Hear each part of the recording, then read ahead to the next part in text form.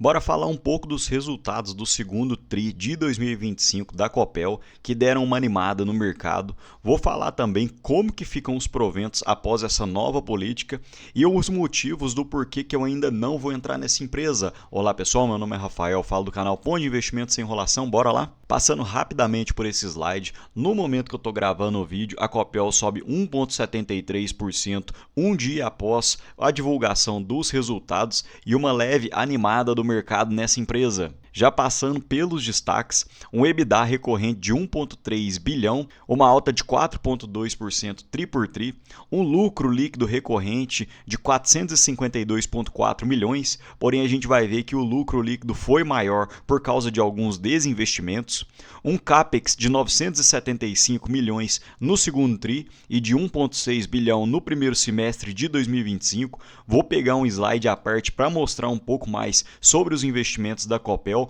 e quem é acionista dessa empresa tem que ficar sabendo. E o endividamento, uma alavancagem de 2,9 vezes, excluindo a aquisição da UHE Baixa Iguaçu. Porém, eu quero mostrar um pouco mais sobre isso com a aquisição da UHE Baixa Iguaçu, como que vai ficar o endividamento e como que pode sangrar ainda a Copel. E eu também quero mostrar como que vão ficar com a nova política de proventos com pagamento mínimo de 75% do lucro líquido. E a Copel chegou, dentro de seus estudos, no que seria a alavancagem ótima de capital de 2,8 vezes. E a Copel ainda destaca a conclusão da venda de pequenos ativos hídricos, o fechamento da operação de descruzamento de ativos com a Eletrobras, a consolidação dos resultados da Mata de Santa Genebra e da UHE Mauá, que pode incrementar os resultados da Copel, e o desinvestimento da UHE Baixa Iguaçu, com conclusão da participação da Neo Energia. Tem vídeo aqui no canal já falando sobre esse desinvestimento. Falando um pouco mais dos indicadores financeiros, o EBITDA recorrente tri por tri avançou em 4,2% e na ótica semestral 8,7%. O lucro líquido recorrente caiu em 9,5% na ótica trimestral, porém ficou praticamente em linha olhando a ótica semestral. A margem EBITDA recorrente ficou na faixa dos 21,4%, um recuo de 8,5%, e na ótica semestral um recuo de 2,5%, e a alavancagem, excluindo os efeitos da aquisição da UHE Baixa Iguaçu, em 2,9 vezes.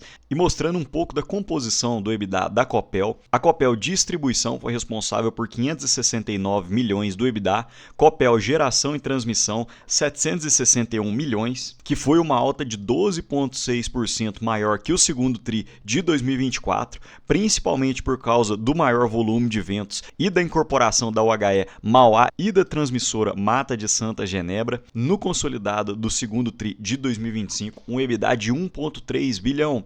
E falando da evolução tri por tri, no segundo TRI de 2024, um EBITDA de 1,2 bilhão, um aumento de 4,2% para o segundo TRI de 2025, principalmente por causa da geração e transmissão, pelos motivos já destacados. E outros motivos relevantes: redução de 14,9% com custo de pessoal e administradores, porém houve um maior custo de energia comprada para revenda, o que acabou impactando um pouco mais a comercialização. Destrinchando um pouco mais o EBITDA da Copel Geração e Transmissão, o EBITDA recorrente aumentou em 12,6%, que foi um aumento relevante dentro das receitas e do EBITDA da empresa. Na venda consolidada, um decréscimo de 4,1%, porém, olhando na ótica semestral, ficou praticamente em linha.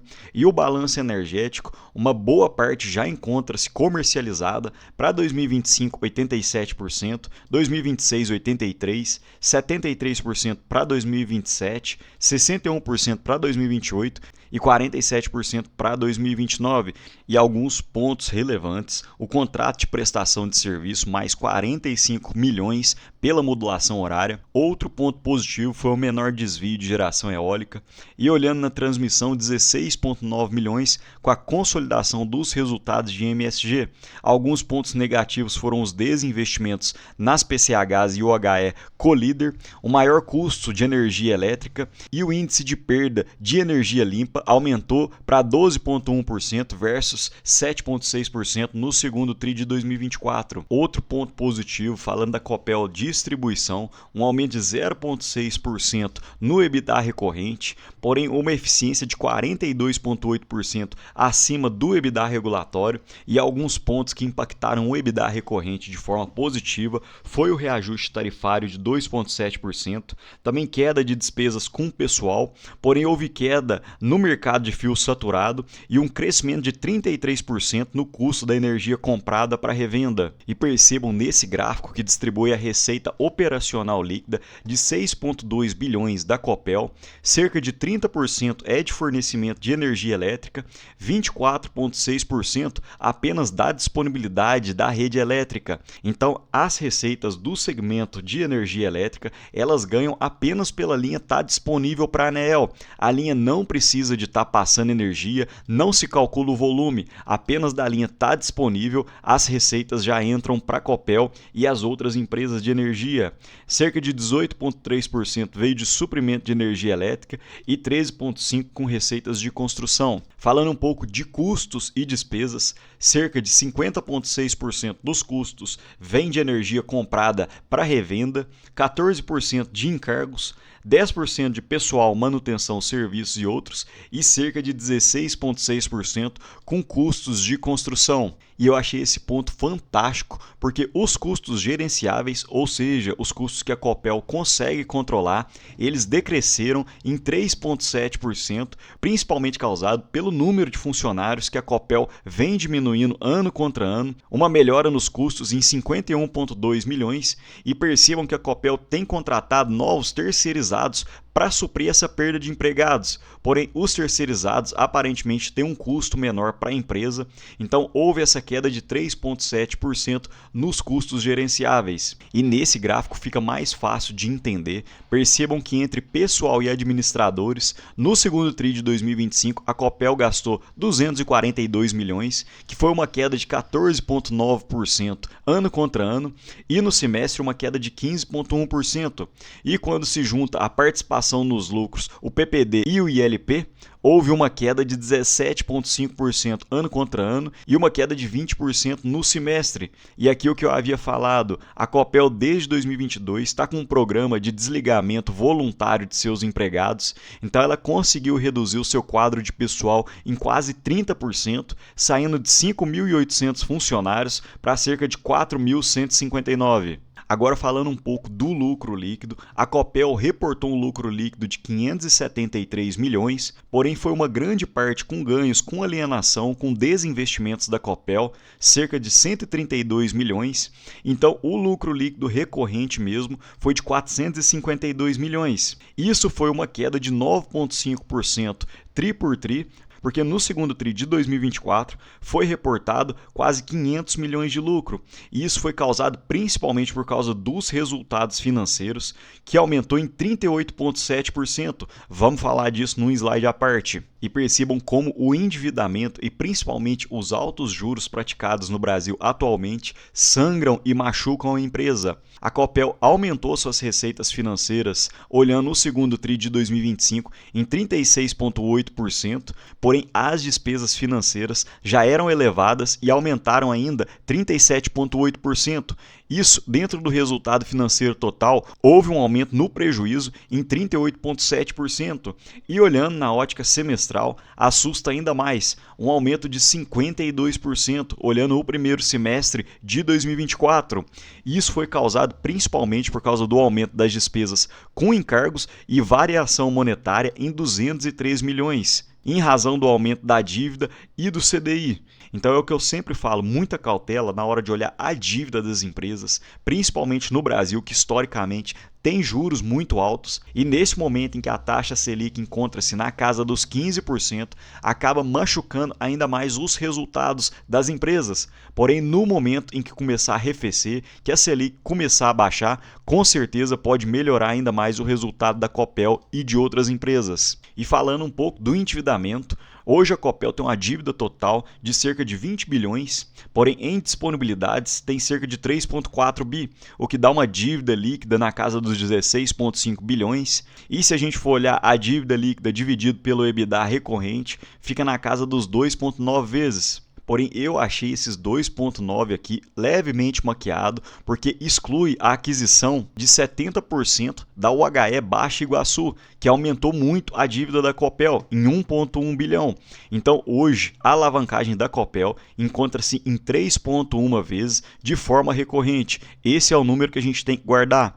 E o custo nominal da dívida foi de 13,5% ao ano, e quem é acionista da Copel tem que ficar ligado nos investimentos que ela pretende fazer tanto para 2025 quanto para os próximos anos. Aparentemente a Copel tem entrado num ciclo de investimentos e tem muita carteira de analista que está falando que a Copel deve pagar proventos na casa dos 9%, 10%, mas eu não acredito nisso por alguns motivos, e um deles são os investimentos. A Copel entrou em altos investimentos, com certeza isso irá gerar receitas para a empresa no futuro, porém quanto mais a empresa investe, menos sobra para pagamento de proventos.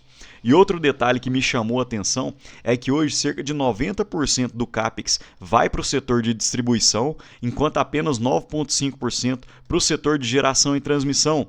E apesar desse baixo investimento no setor de geração e transmissão, hoje seria a maior parte do EBITDA da Copel.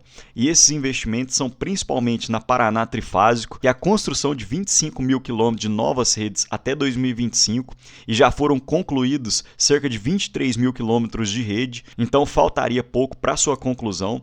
E a rede elétrica inteligente, que é implantar uma rede de comunicação para atendimento de todos os equipamentos de automação da rede de distribuição e infraestrutura avançada de medição, para reduzir homem-hora, quilômetros rodados, menos perdas não técnicas, melhoria na qualidade e redução de compensações. Agora falando um pouco de proventos, a Copel normalmente paga proventos em abril e em setembro, e algumas vezes paga em novembro ou dezembro, um não recorrente. E percebam que em abril a Copel já pagou cerca de 43 centavos em dividendos, porém foram referentes aos 6 últimos meses de 2024. E já olhando para 2025, a Copel lucrou no primeiro tri de 2025 cerca de 665 milhões, e o lucro líquido, mesmo com o não recorrente de 2025, foi de 573 milhões. Então, com um payout de 75%, daria cerca de 928 milhões sendo distribuídos em proventos, o que daria um provento por ação de 31 centavos. Na cotação atual, cerca de 2,57% de dividend yield. E no segundo semestre, caso a mesma coisa ocorra, a Copel pagaria cerca de 5% de proventos.